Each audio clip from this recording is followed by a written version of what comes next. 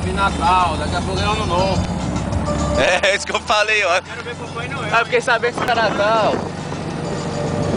O cara me perguntou ontem assim no telefone. Cara, ontem eu tava falando assim, não é dezembro não, mas eu tô em Natal. Qual é a primeira cidade que Papai Noel para quando cai no futebol? Natal. Passar os viadinhos novos no trenó,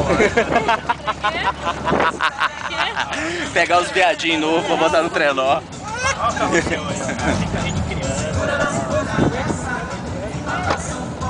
Cervejinha, João, água mineral, água de coco, bem geladinha. E abençoado. Mas sou macho. É, macho dos outros. Geladinha, É, cerveja, ué. água mineral.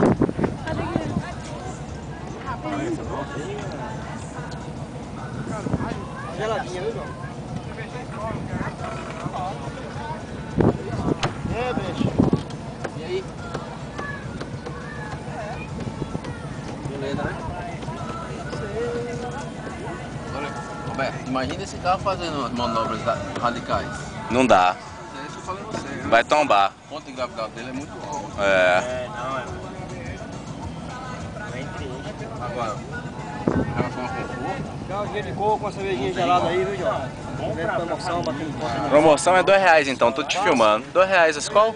Skol. Então demorou. R$2. pra carioca. R$2, amigão! Consegui um desconto aqui em Natal, pelo amor de Deus. Pra que ela vai embora, tem só 3 de resto. Vamos. Não, eu não quero escola. Mas não, parceiro. Eu não quero Skol. Não tem escola, a gente trabalha só com escola. Você Só não uma, deve tá? não, é, Ivan? Eu tomo.